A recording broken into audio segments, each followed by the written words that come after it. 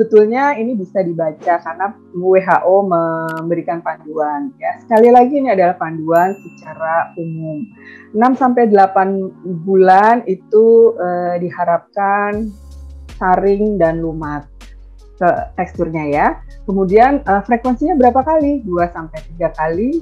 Volumenya berapa? 2-3 sendok yang perlahan-lahan bisa dinaikkan hingga setengah cup atau setengah mangkok, kurang lebih 125 ml.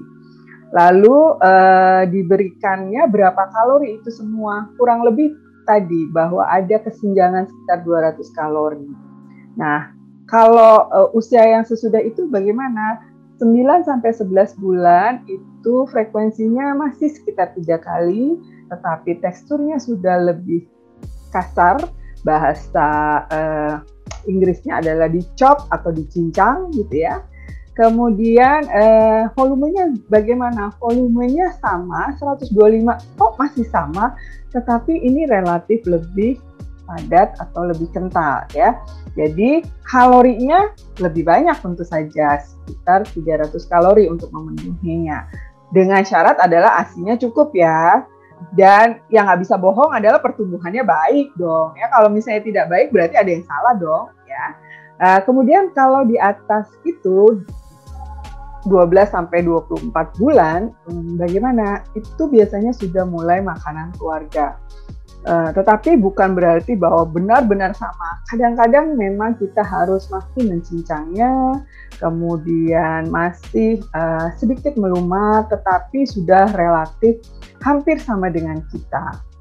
Banyaknya seberapa? Banyaknya adalah sekitar bisa sampai 34 sampai 1 cup, tetapi semuanya tergantung dari si anak. Berapa kali frekuensinya? 3-4 kali per hari. Nah, di antara itu selingan juga bisa diberikan 1-2 kali ya. Jadi itu bisa dibaca di mana? Panduan itu ada di WHO, ada di panduan UKK Nutrisi dan Metabolik Ikatan Dokter Anak Indonesia. Silahkan bermain di website IDAI ya, karena kami membuat dan bisa di-download cuma-cuma ya. Silahkan. Kemudian kita juga membuat booklet, itu juga bisa di-download. Jadi semua itu untuk memudahkan sebetulnya. Saya juga kebetulan berkecimpung di UKK Nutrisi dan Metabolik itu juga sudah membuat kayak infografis ya,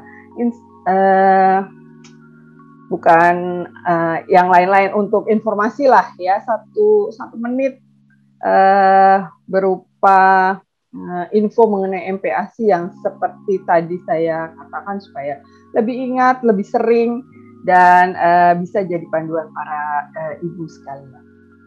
Mungkin demikian.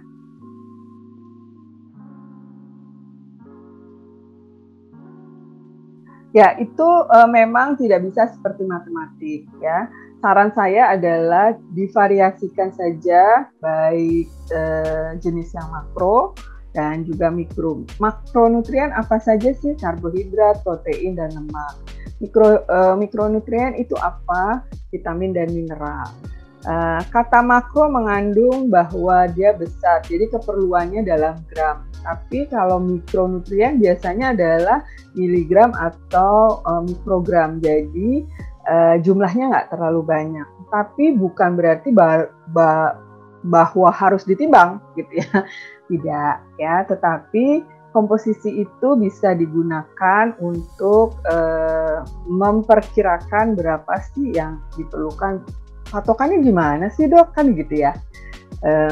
Karbohidrat itu sekitar 50-55%, dengan protein nggak boleh kurang dari 10%, bagusnya antara 10-20% jumlah total kalori, dan pada anak di bawah 2 tahun itu diharapkan lemak itu mencapai 30 sampai bisa mencapai sekitar 50-60% dari total kalori, karena masih membutuhkan lemak yang cukup banyak untuk pertumbuhan, utamanya adalah pertumbuhan otak ya. Jadi bisa dilihat kenapa kalau si bayi komposisi lemaknya harus lebih tinggi daripada kita yang sudah puluhan tahun ya.